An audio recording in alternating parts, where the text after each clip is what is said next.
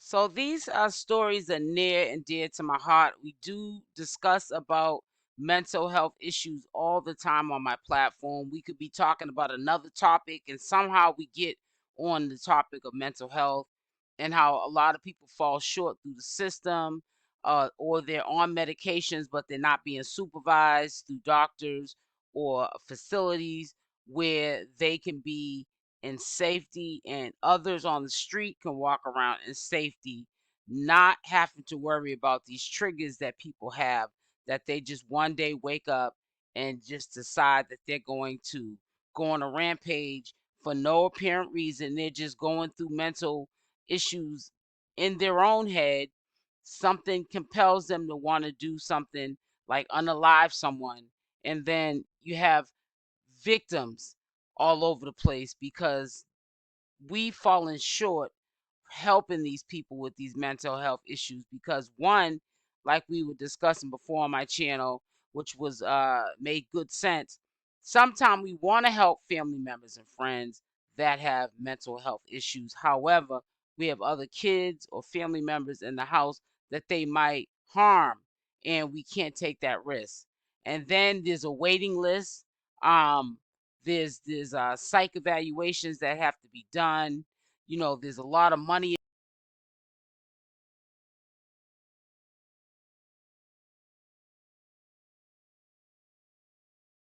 25-year-old Thomas Abreu did not answer questions but flashed a smirk while he was escorted by police out of the precinct Sunday afternoon.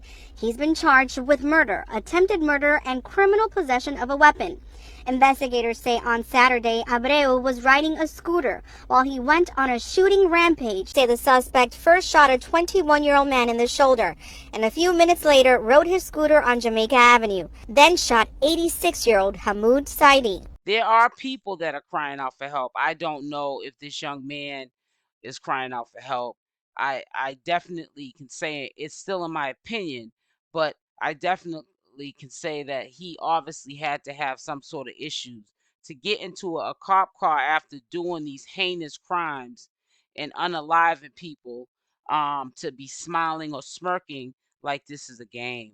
That goes to show how much of awareness we need to put, how much funding and money we need to put in this area to help these people so these things don't happen.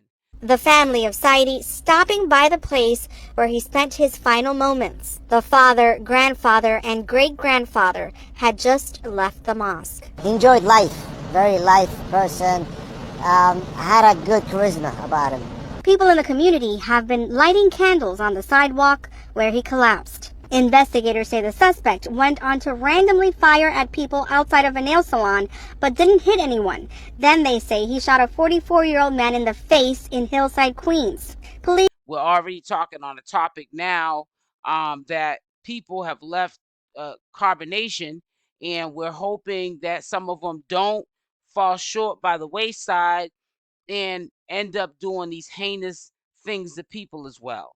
Then we have people that left carbonation who have been unalived and left in houses allegedly, to have a house set on fire just to get rid of the evidence. So there's a lot of things in my personal life that I do commentary on, or that we see every day on the news, that is really disturbing. It's starting to become the norm, and that's what I'm scared of.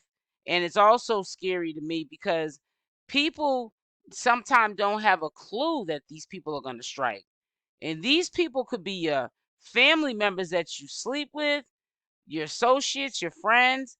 You just don't know what somebody is going through. Sometimes people are scared to say that they need help, or they don't think that they need help.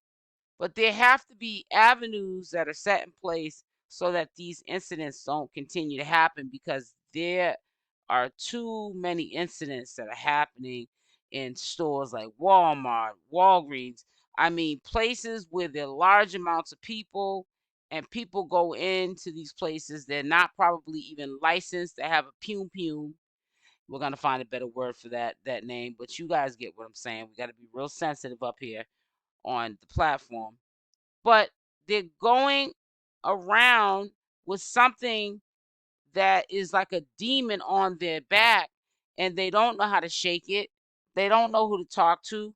They feel like no one understands them, and they continue on this path of self-destruction, and it gets the way it got in this situation in Queens, New York. And I would love to say rest in peace to all of the ones that have been unalive from this sick individual. You know, hopefully they give him the counseling he needs. They're going to have to definitely put him away, probably for a lifetime, because he did not get this way overnight, and he's not going to heal overnight. And that's what the sad part about this whole situation is the healing. What sort of healing is the family, the victims, and what sort of healing is the perpetrator? What sort of healing is everyone together going to get from the loss of what this man did? He literally woke up that morning and said he's going to get on a scooter and go on a spree. And I don't think that he was targeting any particular person. It was whoever was there at that time was the one that was going to leave this earth. And it's really sad that people make decisions on other people's lives. You know, and I'm not trying to say that these dysfunctional people should, you know, unalive themselves. I just feel as though if you feel as though you need help, you feel as though you need to talk to somebody, if you feel as though you need medication, you should take that route so that you don't end up getting on a scooter and doing something so heinous to innocent people that they don't have anything to do with your issues. They shouldn't have to not be here with their families, because when we do these heinous things and we unalive people because of our mental issues, the ones that really truly suffer are the families. And that's who I truly feel bad for, are the families, because they're suffering, because their loved ones are gone and they only have memories. They have to go to sleep thinking about this, and they wake up thinking about this. And here this man still has his life. I don't think in New York they have the death penalty.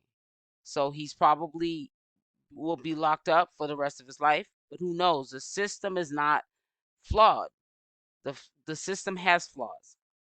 And sometimes people do these heinous things, and then you see them walking around the street, you know, a year or two later or a couple of years later, and they're rehabilitated.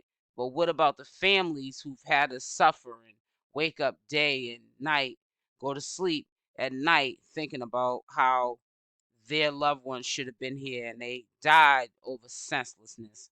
They were unalived over senselessness, something that could have been stopped. But I don't know if it's a money thing. The government doesn't have enough money to grant this, but it's becoming an epidemic. It's becoming the norm, and it's becoming really scary. And I hope that this changes very, very soon. 𝗪𝗛's great-grandson has a message for Abouut. If your intention was to target somebody important, you sure as hell did it.